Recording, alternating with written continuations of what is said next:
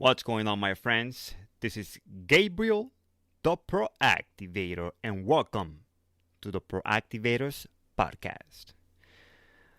I want to ask you something right out of the gate, and I don't want a quick answer. I don't want the autopilot response you give when someone asks, "How are you doing today? How's your day going?" I I want you to sit with this. When was the last time you were truly still? Not scrolling, not listening to a podcast, even this one, not resting while a TV numbs your brain in the background. I mean, truly still. You see, because stillness exposes things. Most people avoid stillness because it forces them to confront who they really are, and more importantly, who they are becoming. If you're always moving, you never have to look at the cracks in the foundation. But today, we're looking. This episode is not about motivation. It's not about some morning routine hack or a productivity app. We are going deeper. This is about identity. And to be more specific, the ProActivators identity. We are talking about drift. It is the most dangerous enemy you will ever face because it doesn't announce itself with a drum roll or a warning siren. It is silent, slow motion kidnapping of your future. Today, we are declaring war. We're going to walk through why most people never actually change, why discipline feels like a foreign language, and why the comfort you're chasing is quietly, systematically destroying your life. This is a deep dive. Don't rush it. Let's get to work. You see, drift is terrifying because it feels innocent. Nobody, and I mean nobody, plans to drift. You don't wake up on a Tuesday morning looking in the mirror and say, "You know what? Today, I'm going to slowly ruin my future. I think I'll sabotage my health and let my marriage go cold." No, doesn't happen like that. Drift happens in the micro decisions. It happens when standards just slip a little bit. When the routines loosens. When the accountability fades. When that fire in your gut turns into a lukewarm, maybe later. And here's the scariest part. Drift doesn't feel like failure. It feels like relief. It's that voice that says, "I'll do it tomorrow. I deserve a break. It's been a long day. I'll just skip the gym this once. One more episode. One more scroll." Listen to me. Drift is not rebellion. You aren't fighting the system. When you drift is neglect. And neglect always compounds. Think about a garden. You don't have to plant weeds for a garden to fail. You just have to do nothing. Neglect is the fertilizer for mediocrity. What you don't train, weakness. What you don't guard gets invaded. What you don't intentionally build will collapse. Most people don't fall apart in a single explosion. They don't shatter, they fade. they become a gray, blurry version of what they were meant to be. Are you fading or are you fighting? We live in the most distracted society in human history. Your attention, your very soul is under constant coordinated attack. Algorithms designed by the smartest engineers in the planet are literally paid to keep you from thinking for yourself. Notification, outrage cycles, endless entertainment, constant buzzing, digital noise. And here's the truth. Most people don't want to admit distraction is comfortable. Why? Because distraction removes responsibility. Think about it. When you're distracted, you don't have to decide. You don't have to commit to the hard path. You don't have to look in the mirror and confront the man or woman looking back at you. Distractions numbs conviction.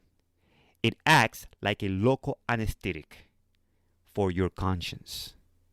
And when that conviction is numbed long enough, you stop believing you can change. You start saying things like, well, this is just who I am. I've always been a procrastinator. I've always been messy. No, that isn't who you are. That is who you have allowed yourself to become because you were too distracted to notice the drift. You aren't finding yourself, you are creating yourself. And if you aren't holding the tools, the algorithms is doing the work for you. I hear all the time, I just need better time management. I need a better calendar. But no, you don't. Stop.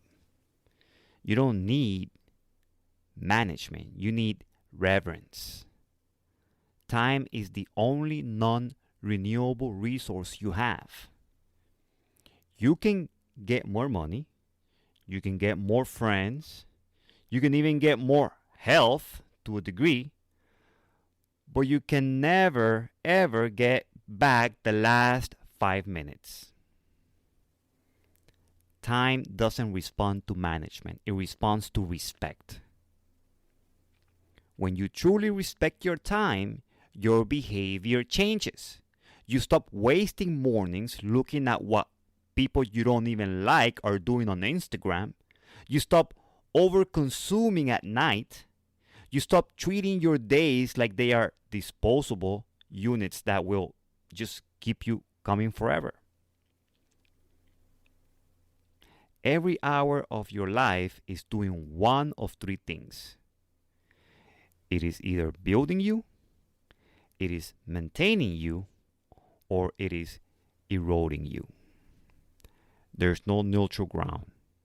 You are either moving forward the person you were meant to be, or you are drifting away from them. If you don't decide how your time is used, I promise you, someone else will. Now, why is this so hard? Why does change feel like you're trying to push a boulder up a mountain? Because real change requires conflict. And I'm not talking about fighting with your spouse or your boss. I'm talking about an internal civil war. Your old self, the version of you that loves the drift, the version that loves the comfort, and the lack of responsibility. That version is going to resist. Is going to fight dirty. It will hate discipline. It will mock structure. It will scream for consistency to stop. And when you feel that resistance, when you feel that itch to quit and go back to the old ways, that is not a sign you're failing. That is proof that you're threatening the old patterns. This is a war. It's comfort versus calling. It's ease versus excellence. It's impulse versus intention. And I'm here to tell you, one side must lose. There is no peaceful coexistence. You cannot be disciplined and lazy at the same time. You cannot have structure and chaos in the same room.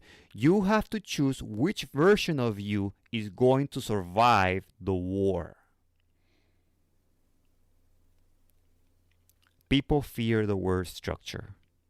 They think it means a cage. They think it means they won't be spontaneous or free. But let me tell you the truth. Structure is the only thing that will ever set you free. Structure removes fatigue. It protects your focus. It anchors your identity. Without structure, you are a slave to your emotions. And emotions, let's be honest, are unreliable leaders. Emotions don't want to work out when it's raining. Emotions don't want to have the hard conversations. Structure is what allows you to show up when you're tired, even when you're unmotivated, even when you're bored out of your mind. That is adulthood. That is leadership. That is ProActivator behavior. This is where most people quit. They say, I'm doing the work, but nothing's happening. Yes, that's normal. Consistency is not rewarded immediately. It's rewarded inevitably. You don't stay consistent because of results. You stay consistent because of identity. I do this because this is who I am. That sentence changes everything. Comfort doesn't destroy lives loudly. It sedates them. Comfort whispers, relax. Later. You've done enough. Comfort removes your edge. And your edge is what creates growth. Rest is necessary but earned. Rest is sacred. Rest is without discipline isn't rest. It's decay. The ProActivator is not extreme. The ProActivator is intentional. They choose discipline over impulse. They choose structure over chaos. They choose ownership over excuses. They don't wait for motivation. They don't negotiate with comfort. They don't drift. They build state-of-the-art lives, one disciplined decision at a time. So I'll leave you with this. What are you tolerating that you should be confronting? Where have you drifted? What comforts are costing your future? This isn't about guilt. It's about awakening. Declare war on drift, because the life you want will never be handed to you. You must become the person capable of carrying it. This is the way of the ProActivator. Go now and get to work. I'll see you in the next one.